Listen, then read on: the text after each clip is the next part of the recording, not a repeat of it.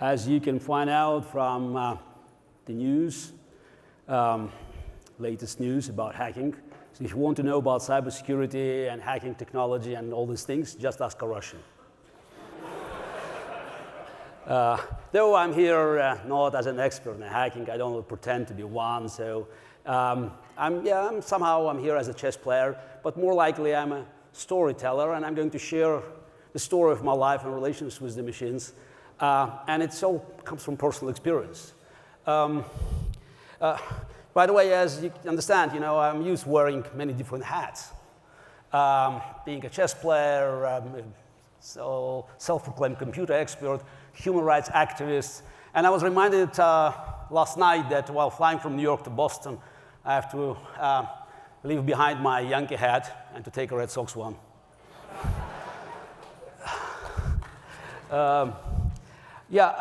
So chess undoubtedly stands for intelligence, and while we can argue about letter A in AI, and later I explain why I strongly prefer augmented to artificial, so I always stands for intelligence.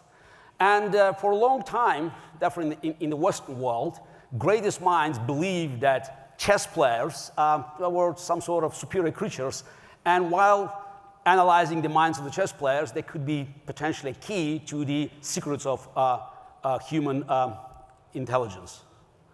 So Alfred Binet, one of the founders of IQ test at the end of the 19th century, has been studied minds of the chess players because he believed that going to the bottom of that will help him to reveal the secrets of human intelligence at large. And it's not surprising that the founding fathers of computer science, Alan Turing, Claude Shannon, Norbert Wiener, they all believed that when, not actually if, when computer would beat the best human player, that will be the dawn of AI, machines triumph in cognition. As a matter of fact, I have to say that they were wrong. But sometimes, it's very instrumental to understand why such great scientists, made this mistake. And I think it's partly because of it's a psychological mistake. It's part of human nature. Because when we talk about computers, we expect machines to perform at 100% perfection. Anything less than that we think it's a failure. And I think it's a fallacy because in reality, what we want from machines is to perform better than humans. And that's actually what's happened in chess. So from the very beginning, chess was like a Drosophila fly for the computer scientists. They spent time looking for opportunities to build machines. There were two approaches. Claude Shannon described them in the late 40s as having type A and type B machines. Type A, so relying on brute force, and type B is emulating human thoughts. Naturally, in 40s or 50s, because of the very meager computing power at their disposal, scientists believed that type A is a dead end. So they concentrated on attempts to recreate human mind. They failed. And at the end of the day, brute force machines dominated because, of the Moore's law. And again, you can hardly blame them because these guys operated with virtually nothing. And they couldn't imagine machine making such long calculations. As a matter of fact, as a piece of trivia, in 1952, Alan Turing wrote the first chess program. Paradox is there was no computer to run it.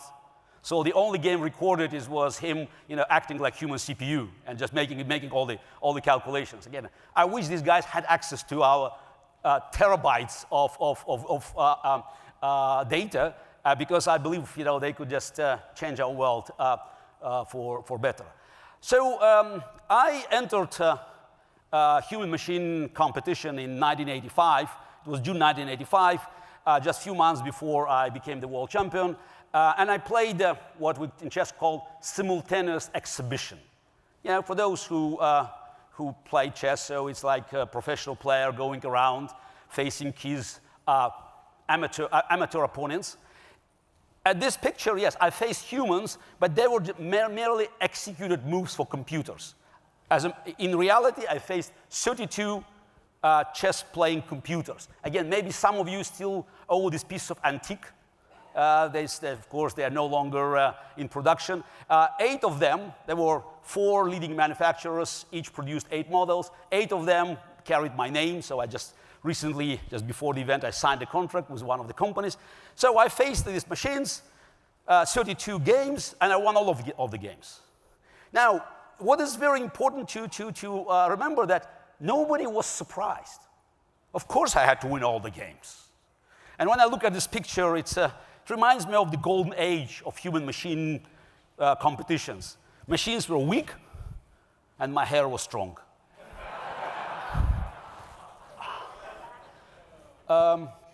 So 12 years later, I faced only one computer. But that was already the match of my life. It was a tough competition. I remember the cover story in Newsweek, "The Brain's Last Stand," no pressure.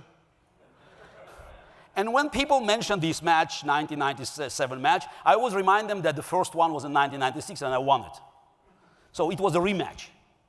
Now, I lost the match, and again, won't cut this long story short, it's not because Deep Blue played great game. It was not because Deep Blue was AI, it was not intelligent at all. It was as intelligent as your alarm clock. A very expensive one, $10 million, but still, it was not intelligent. It doesn't have to be. And that brings us to this point. It's not about solving the game of chess, because according to Claude Shannon himself, the number of legal moves in the game of chess was 10 to the 45th power. Well, some say it's close to the number of atoms in the solar system. But it's not about looking to every plausible move in the universe. It's about beating the world champion, but still a human being. And what we found out, that eventually we'll crack under pressure. Looking at the quality of the games, today you will not be laughing, but if you have a strong chess engine at your elbow, they'll tell you that both players were not up to the task. Probably, if you look objectively at the strengths of Deep Blue at that time, it was weaker, relatively weaker than myself. But again, who cares? It was all about winning or losing, and I lost the match. By the way, when I was invited to this conference, I look at the title Deep. I couldn't refuse, because it invokes so many memories, good and bad. Yeah, we have to recognize we owe it to Douglas Adams, to his Deep Thought computer. By the way, that was an original name of this computer when it was designed by the group of young scientists in Carnegie Mellon in the late 80s. As a matter of fact, I even played Deep Thought in 1989. I beat it quite handily into games. And then it was acquired by IBM and turned into Deep Blue. Also, while speaking to American audience, I want to remind people that I was born and raised in the Deep South, right next to Georgia. Which is factually correct. It was the Deep South of the USSR, in the Republic of Azerbaijan, right next to the Republic of Georgia. And of course, my book about human-machine collaboration, it's called Deep Thinking, so not surprisingly.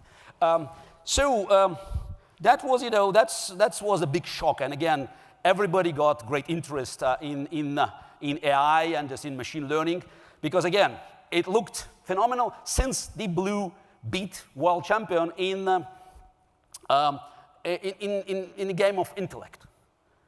Now we understand it's inevitable, because in human-machine relations, we always go through the same cycle. First, impossible. Machines will never do it. Then they are laughingly weak, as the computers I faced in 1985. Then it's a competition. But it's a very brief window of competition when we still can compete. And then machines are just much better forever after. Now I understand it. So of course, 1997, it was much more painful. As I confessed in my book, I was a sore loser. And of course, I wanted to play rematch. But did I say that Deep Blue was not intelligent? Actually, it was smart enough to refuse. Of course, it was IBM's decision, because I'm sure Lou Gerstner looked at the stock that rose 22%, $11 billion in 2 weeks. Many say that was my biggest mistake before the match, not being poorly prepared, but not asking for the stock options. And then they also asked experts, and the answer was, if Garry's would be prepared, God knows what happens. Yeah, I think it would be tight, but I still had a chance of winning. But again, it's scientifically speaking, that was the end of the story. Some say the real end of the story was actually Game 1 in Philadelphia in 1996, though I won the match after losing Game 1 and winning 3 afterwards. Still, the fact is that machine could beat the best player in one game under tournament conditions. That was, that was like a prophecy. You could understand it was like signing on a wall. So then the rest would be just a matter of time. I thought it would take longer. I was wrong. So Deep Blue decided to retire. So I was desperately trying to find it. First, I thought it was directing traffic lights in Philadelphia. But then actually, by accident, I found it. It's making sushi in JFK Airport. I saw the Photoshop. It's a real one in JetBlue terminal. So I love sushi. I never ate there. Okay, I lost the match. I was furious, angry. Then I was sitting. I was sad and pensive and ruminating about the future of the game of chess, of my own role as a world champion. And then I thought, so how about merging these two different qualities? So what if instead of fighting machines, we'll try to work together? So on one side, we have human intuition, human creativity. On the other side, we have brute force and memory. What if we bring them together and have human plus machine facing another human plus machine? So that's what I did next year, facing one of the top players at the time, Bulgarian Grandmaster Veselin Topalov. So each of us had the same hardware at our elbow, though my 12-year-old daughter will never recognize this massive monster as a computer. I call it advanced chess. And since that, we had many events. And what we found out, that's quite important, because I think that this lesson and this experience actually stands for many other areas of human activities, way beyond just a black and white chessboard.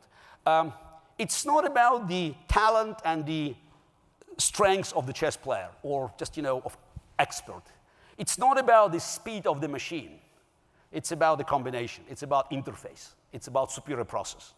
So in the game, in advanced chess, it was proven beyond any doubt that a weaker player with an average machine but superior process will dominate against a stronger player, more powerful machine, but inferior process. Because at the end of the day, it's about humans to compensate for machines' deficiencies. It's very important for us not to interfere in the areas where machines are already superior. And stronger players are more difficult psychologically for us to accept the fact that we should help and not lead. So just, to move into a bit deeper into this area, so I want to show you a graph. So that's be a bit confusing because, you need more time actually to go through it. But it's compressed one. And what you have here is, as you can see, the thick blue line, and that's the improvement of the rating. We had it since the late 60s, the rating that reflects the strengths of the chess player. Improvement of the human players. You have Bobby Fischer, who was 27,785 in 1972. My peak was 28 at year 2000, 2851. Magnus Carlsen moved even further, 2882, current world champion. Though this is the peak, so Magnus now is 2840. When I retired, I was 2812. But it just gives you an idea about the strengths of the players. Now, you should not be misled by Fischer's 2785. At that time, if you adjust it to inflation, it was probably over 2,900. And inflation is obvious because you have more players in the bottom of the pyramid, and they keep adding points to the top. So you could see this, the progress, human progress is quite linear. So then you could see the progress of computers. So they started from a very low point, and again, objectively speaking, when you look at Deep Blue, so at the time when we met, it was still probably 100 points below. But it was strong enough to actually give a challenge. But then, we continued this path, machines got stronger and stronger, and today the strongest machines play at 3,400 level, which is far better than Magnus Carlsen. And that explains this paradox. Again, the human player, even the strongest one, should recognize the fact that in 90% of the cases, you have to follow the machine, maybe 95, maybe 89. But it's about you to actually find out exactly what are the machine's weaknesses for this specific machine, and what you should do for the specific task, and to add these human qualities, injected it in the right proportion. So that's why having an expert, it's much better than having the top player, because expert doesn't have the same pride to be hurt while making the right decisions. Now, but then we had something else that has, in my view, changed. It was a game changer. This is, since all these programs, even the best ones now, are type A machines. It's about brute force. Better algorithms, optimization of data, but still type A. Type B never materialized. So what we got is a program called AlphaZero. I think many of you heard about the challenge taken by the team led by Demis Hassabis, who is at young age was a good chess player. It's a deep mind working under Google's umbrella. They decided to solve, quote unquote, the game of Go. Go is a different, creature. It's far more complicated, many more options, and that's why it required different algorithms. You just couldn't do it the same as you did in chess. So they came up with a program. It played two top players, Go players. It won convincingly. That's the end of the story. And then they came up with, I think, ingenious idea. They decided, how about bringing together two computers? One will be AlphaGo with human knowledge, human programming. Another one will be AlphaGo Zero that knows only the rules of the game and nothing else. And it keeps playing against itself, generating its own knowledge. And then they wanted these programs to fight each other. They played 100 games. Anybody knows the score? 100-0. AlphaGo Zero totally destroyed AlphaGo. Now, when I heard this news and I was asked to make a comment, so I said, wait a second, this is not it's such an important piece of news, because the Go is so complicated, the human knowledge there inferior to what we accumulate in the game of chess. So I would pay attention if they can do the same in chess. And I challenged Hassabis to try to move the same, to run the same experiment in chess. And they did. They started with AlphaZero, the program that just knew only the rules of the game of chess. In 4.5 hours, it played 60 million games against itself. OK, you need Google's computing power to run this experiment. Yeah, and it came up with its own system of evaluation. It had no prior human knowledge. And then they organized a match between AlphaZero versus Stockfish, one of the best computer programs, softwares. Yeah, it was not a pure experiment, because I could simply, look at some deficiencies. You could add better hardware to Stockfish, opening books. There were a few things that could be improved. But still, the result was quite impressive. They played 100 games, and Stockfish failed to win a single game. 28 losses, 72 draws. So that basically opens a new era in machine learning, because it's the first time we have a glimpse of AI. All this talks about AI just waiting for us around the corner. I don't buy it. I don't see a shred of evidence of so-called AGI just dominating our world. But AlphaZero algorithm creates sort of creates new opportunities for us. And some say, oh, that's a proof that we're doomed. Not so fast. As a matter of fact, when you look at chess, we look at Go, at all video games, we're still dealing with closed systems. And I see so far no evidence that you can transfer the knowledge accumulated within these closed systems into open-ended system. So sometimes, when you look for an answer, you should look in the opposite direction. And I think one of the greatest comments comes from the great artist. They can only give you answers. Many years later, one of the founding fathers of AI, Joseph Weizenbaum, in his great but almost forgotten book, Computer Power and Human Reason, in 1976, he talked about subtle difference between choosing and deciding, arguing that deciding is computational, because you can go to the bottom of that. Choosing is human. So it's about asking questions, because questions, you can imagine them, it's like creating a framework. By asking the right questions, you'll create a framework, or just, you have borders, limits. Some say it's Picasso, so what did he know about computers? But it's about reinventing himself. It's about being a great artist, and he knew that questions are a beginning. Answers are important, but still, they're secondary. And by accident, last year, I spoke at the Quantum Conference in New York, and following me was a professor of mathematics from Cornell, and she talked about convex optimization. And I have to confess that, the numbers, the rows of these numbers on the board, they were beyond my understanding. So I spent more time studying chess openings than calculus. But then I just heard her basically saying the same thing, that machines could generate tons of data.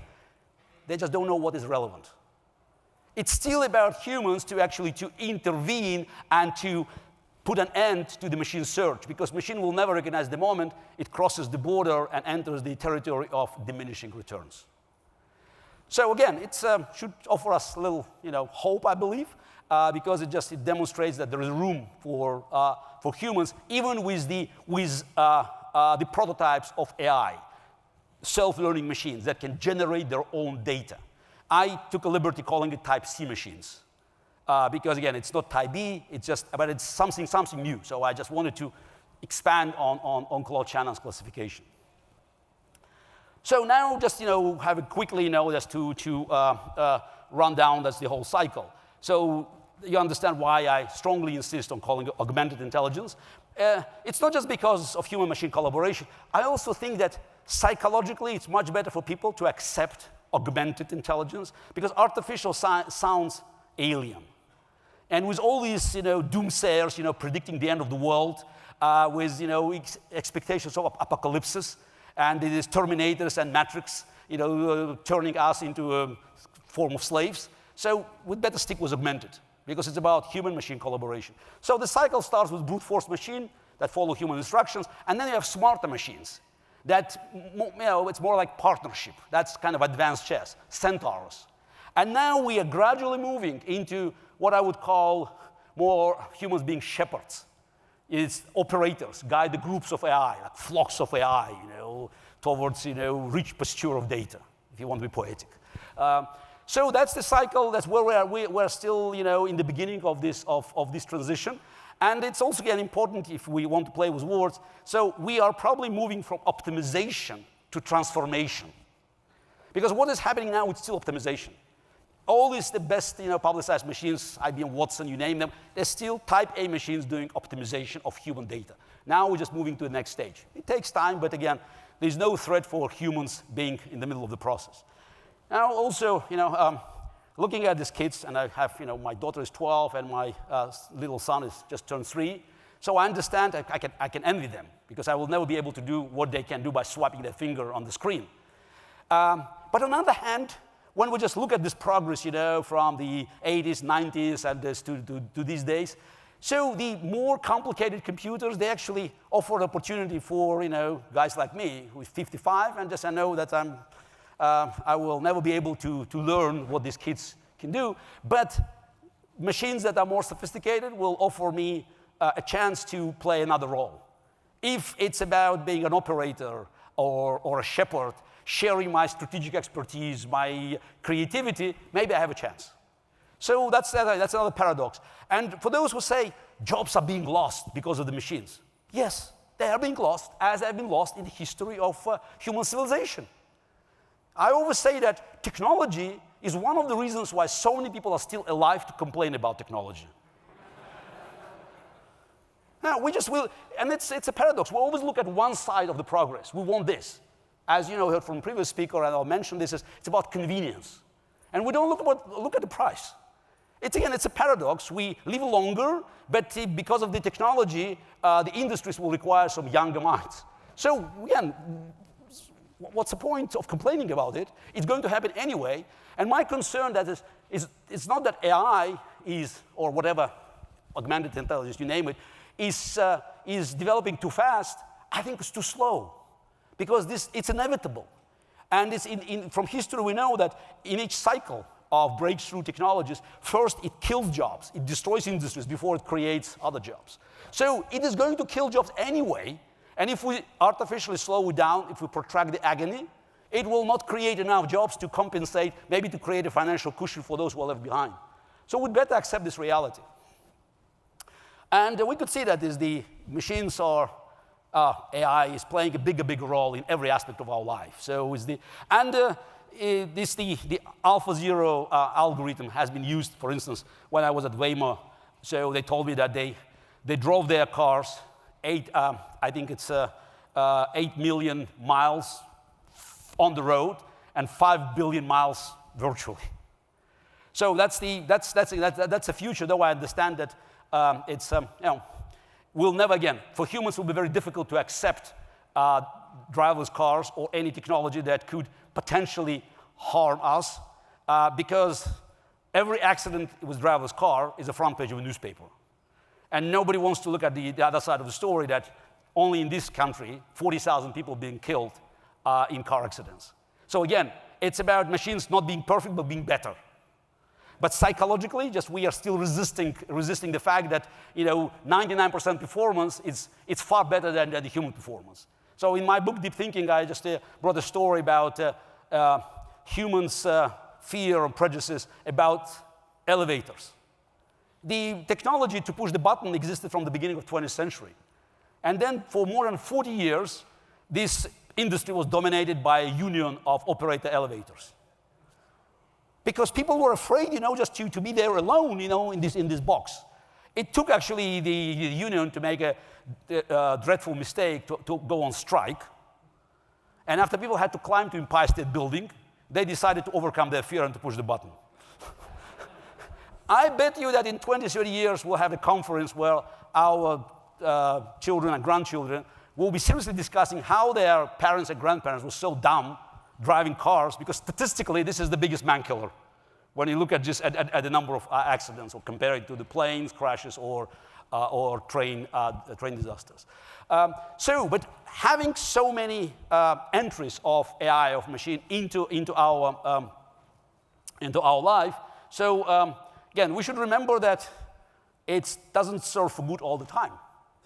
It's a security center, so just looking at all the threats. And, I hear people, bragging about number of devices in the smart homes. Well, be my guest, fine. Each device is an entry port for a hacker. So one day, you'll be surprised, but your entire smart house was hacked through your coffee machine that could talk to your computer. So, and it's again, I think it's a psychological dilemma that many people cannot solve. They keep complaining about our privacy being infringed. Yes, but please, don't complain after you just downloaded the facial recognition app or bought Alexa. So it's about having a cost. So we think that everything is freebie, but there's no free lunch. And we just don't recognize that we pay for all these tools of convenience with a different currency, our privacy. And here again, we just should also remember that the real threat today is not coming from the Terminators or the Matrix or some sort of killer robots. Humans still have a monopoly for evil. The real threat comes from those who can get their hands on this technology and to use it against other humans. So you should look at the Putins of this world, Kim Jong-un's, Chinese dictators, Iranian mullahs, thugs and terrorists that could benefit from using this technology to achieve their clandestine goals. Trying to actually to govern the process, and that's a big story now with GDPR in Europe, and that's now just the legislation in this country. While I'm happy to look for anything that makes it more sort of organized, I also understand that it creates sort of uneven conditions for competitions, because Chinese companies don't respect it. So what is happening that on one side you have American and European companies that have to follow the regulations, while Chinese could use the advantage of their massive data without playing by the rules, since they don't care about their share of the European or American market. I think it's just we have to find the combination of the right things. So many things can be, just can be solved. So it's it's when we look at the past, so we say, oh, these things can be solved. Remember spam? So 10 years ago, everybody thought it would be the end of the internet. So the spam, where is spam now? We just found the right combination of technology, of the standards, of legislation. But even cyberism cannot stop you from receiving spam text messages from president. So again, it's about human values, and that's why I argue that it's very important for us to start looking for sort of global standards. As someone who grew up in the Soviet Union behind Iron Curtain, as the chairman of Human Rights Foundation, who has been working with dissidents around the world, I feel appalled when I could see that big corporations like Apple and Google that are defending human freedom and privacy in this land, like Apple, refusing FBI demands to open the iPhone of the terrorists, are sharing data from millions of Chinese or Russians with KGB or Chinese intelligence. I understand why people complain about Google data collection. I don't like it, but it's not the same as KGB data collection. There's a difference between, receiving, unauthorized advertising based on your tastes and jail sentence because of your unwanted social that you posted somewhere. And Google's latest development, Dragonfly, that they are supplying to Chinese now, will allow Chinese authorities to connect your social to your phone number. So again, it's about humans. So and I think we are well positioned actually to put pressure on the corporations to actually apply same standards to all customers around the world. It's globalization. And just to finish with Hollywood. But not actually telling bad stories, because in Hollywood has been used by doomsayers to actually paralyze, brainwash the public. I use this very famous image from Empire Strikes Back for the opposite reason. Of course, almost all of you should remember the moment when Han Solo was trying to escape from Imperial Guard and flew his spaceship into the asteroid field. And C-3PO in a squeaky voice telling him chances of surviving in the asteroid field are 3,720 to 1. The answer is never tell me the odds. Why this picture is relevant? Because they both were right. C-3PO knew the odds. The chances of surviving an asteroid field were slim to none. Han Solo was also right. Because from machine's perspective, being caught by Imperial guards was a better option. So dying in 10 minutes is better than dying in 10 seconds. But human knew that it's about deciding and choosing. Human knew it was not an option at all. So you had to take your chance. So it's quite an important moment.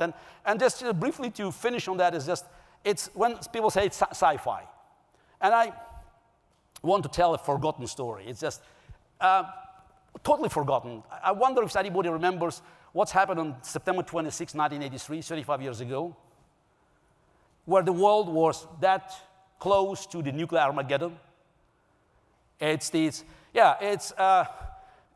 is one of the worst moments of the Cold War. Just, that's after Reagan's speech of evil empire and Soviet missile brought down the South Korean Boeing, killing 269 passengers on September 1st. Really the worst moment. And on that day, a Soviet officer, Lieutenant Colonel Stanislav Petrov, who was on duty, he looked on his screen and he saw 5 American missiles, Minutemen, with multiple warheads heading to the Soviet Union. Now, it turned to be a false alarm due to a rare alignment of sunlight reflecting off high altitude clouds. But he just saw these 5 missiles coming to the Soviet Union and Soviet territory, and by his instructions, he had to inform his superiors and to activate Soviet response. He didn't do that. He wanted to wait, and actually, he spent 2 or 3 minutes actually contemplating, and he decided that it was a false alarm. Okay, why? He had some humans' calculations, or intuitive decisions to make. One is, if it's a first strike, it should be all out. You don't send 5 Minutemen. Second, the system was new, maybe not trustworthy. Yeah, and also he told later that it was his civil training before he joined militaries. So that's why he still could think on his own. So it was a pure human decision. And I believe there were many more cases to be found, from the extreme situations to very mundane situations. But at the end of the day, so it was the best machines with machine learning, with machines generating their own data. There will be always room for human leadership and this magic thing that only humans have, our intuition. Thank you.